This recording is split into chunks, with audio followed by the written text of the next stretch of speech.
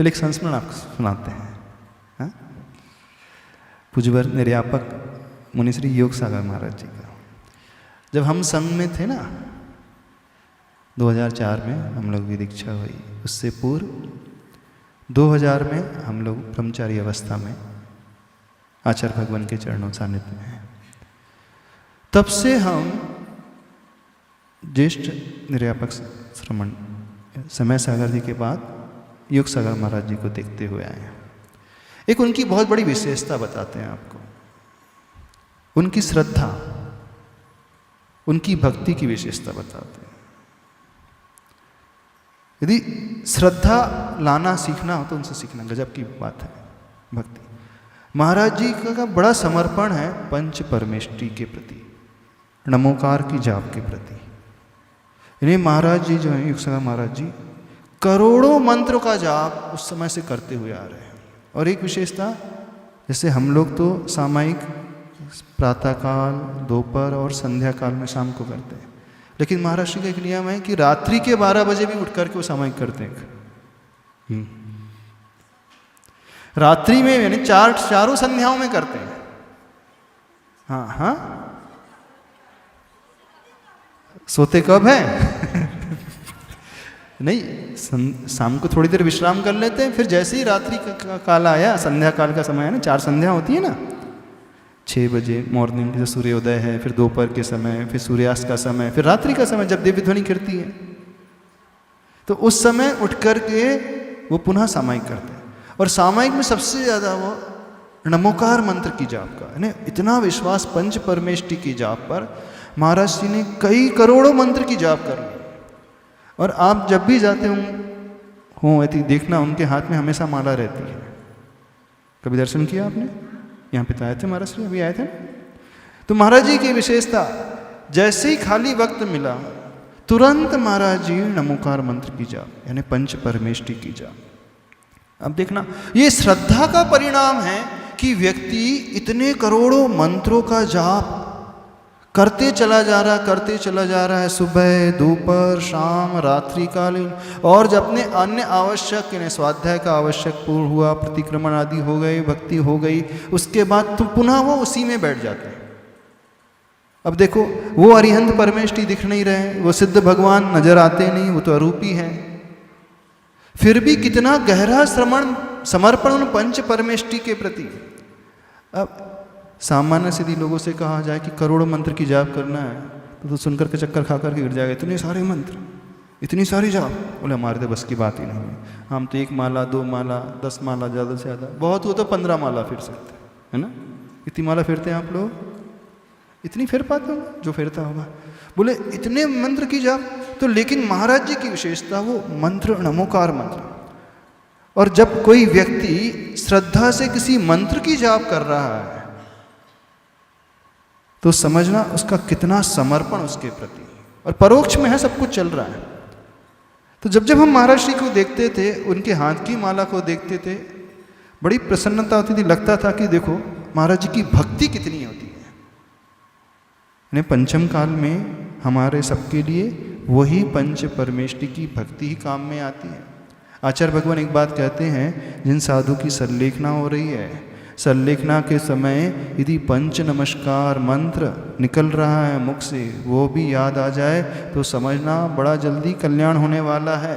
यानी अंतिम समय में नमोकार मंत्र भी याद नहीं आता, स्मरण में नहीं आता। किसे?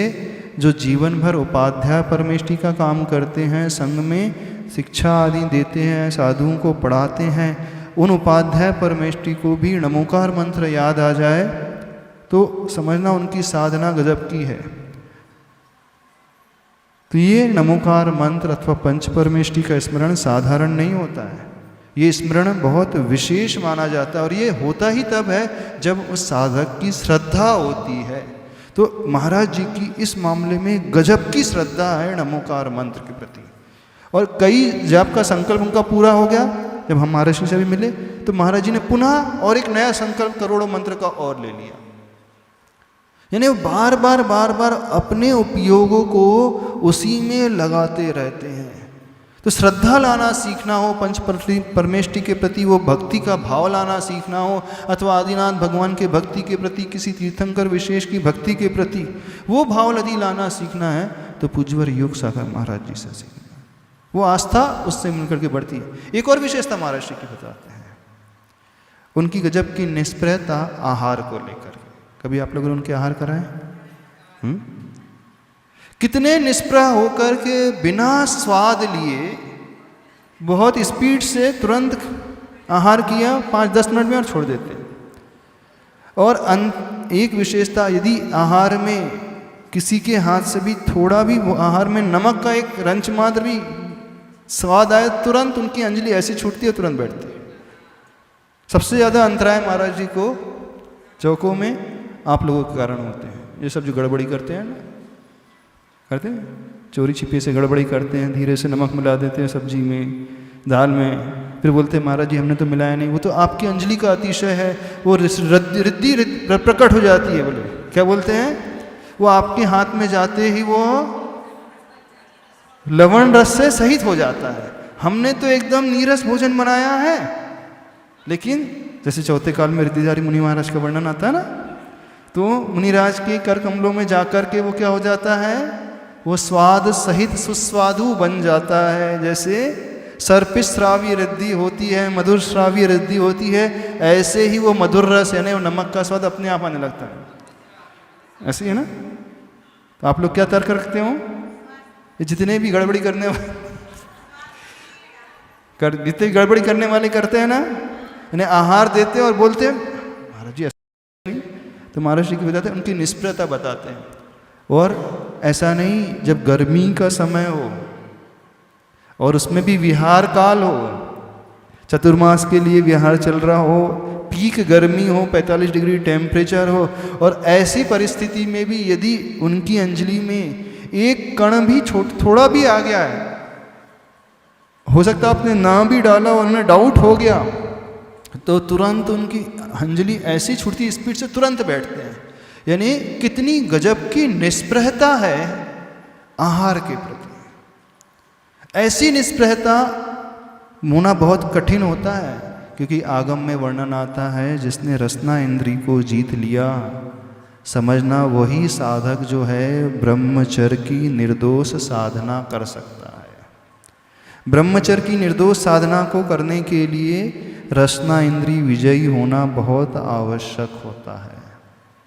बिना रसना इंद्री विजय वो ब्रह्मचर्य साधा जा ही नहीं सकता।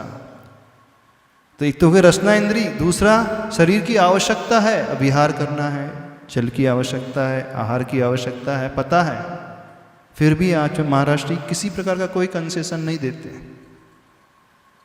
अंतराय तो अंतराय, हम लोगों की बात अलग है। आप लोग बेवकूफ़ बनाते जाते हैं, बनाते जाते हैं। देखो वो बोल रहे हैं हाँ बनाते जाते है ना। पर ये गजब की निष्प्रता आहार के प्रति, यानी कोई ग्रद्धता नहीं। जिह्वा को जीतना बहुत कठिन होता है, कठिन होता है कि नहीं। आपसे कहा जाए कि एक दिन जो है नमक के त्याग सहित भोजन करना है, तो आप कई लोग बोलते हैं महाराज जी खाया ही नहीं जाता। जब आपकी नमक की रस्सी होती रविवार को, तो खूब सारे हलवा बन जाएगा, किशमिश की सब्जी बन जाएगी, मीठा सीरा हो जाएगा, आप उसके साथ खा लोगे। यानी सब्स्टिट्यूट आप पहले से ढूंढ कर रख लेते हो। यही होता है ना। नमक क्या त्यागा, 17 प्रकार के व्यंजन मीठे वाले और आ गए। बोले नमक की पूर्ति जो है इससे करते हैं, ऐसे ही करते हैं ना श्रावक। तो रस में राजा यदि कोई होता है, रसराज यदि कोई होता है, तो वो क्या होता है, नमक होता है। तो ये नमक को त्याग करना, नमक को त्याग करना तो आसान है, लेकिन नमक के प्रति जो ग्रद्धता का त्याग वो बहुत कठिन है। और तुरंत अंतराय कर देना ये तो उससे भी अधिक कठिन है। समझ रहे हो। तो जिन जिन लोगों को रस पर विजय नहीं प्राप्त हो रहा है, जिनसे नमक के त्याग की साधना नहीं हो रही है, उन सबसे कहना है एक बार पूज्यवर युग सागर महाराज श्री के आहार देखना करो। और देव तो बहुत अच्छा है, आहार दान करो तो। और आहार करते समय उनकी निष्प्रहता देखना गजब की, और चेहरे की प्रसन्नता है ना, चेहरे की प्रसन्नता। तो हमें एक बहुत बड़ी शिक्षा मिलती है। हमें तो बहुत बड़ी शिक्षा, जब जब हम महाराज श्री के सानिध्य में रहे हैं तो ये बहुत बड़ी शिक्षा, ये दो शिक्षा है, यानी एक श्रद्धा की वो भावना पंच परमेष्टि के प्रति, दूसरी जो है आहार के प्रति एकदम निर्हिता, कोई ललक नहीं, कोई आकांक्षा नहीं, बिल्कुल निर्लिप्तता, रसना के प्रति भी निर्लिप्तता और शरीर के प्रति भी निर्लिप्तता, दोनों ही चीज़ें हैं। शरीर के प्रति भी निर्लिप्त होना बहुत कठिन होता है। जब मालूम है कि अंतराय कर देंगे, गर्मी का समय और विहार करना है, तकलीफ और बढ़ेगी, कंठ सूखेगा, ये भी कोई चिंता नहीं करते, तुरंत वो निकल पड़ते हैं। तो यदि हमें साधना बढ़ाना है तो उनसे अवश्य शिक्षा ग्रहण करना चाहिए। जब जब महाराज जी के सानिध्य में रहे, चरण सानिध्य में रहे, तो एक अपूर्व लाभ देखने को हमेशा मिला है और सीखने के लिए हमेशा मिलता है। और एक तीसरी विशेषता महाराज जी की बता देते हैं आज, चलो चूँकि प्रसंग है तो आज बता देते हैं। तीसरी विशेषता, बड़ी विशेषता है उनका वात्सल्य का गुण। जब भी उनकी वैयावृत्ति करने जाओ तो सबसे पहले वो हमारी वैयावृत्ति कर देते, बाद में दूसरे की। अंतराय उनका है, उपवास उनका है, हम अपन खा पी कर पहुँचें, पहले स्वयं वो खिलाते हैं, वो एक सेंटेंस बोलते हैं, पहले हम खिलाते हैं बाद में खाते हैं पहले हम परोसते हैं बाद में स्वयं के लिए। बोले जब तक परोस यहाँ पर आए हों तो पहले स्वयं खाना पड़ेगा, फिर बाद में उसका भक्षण होगा।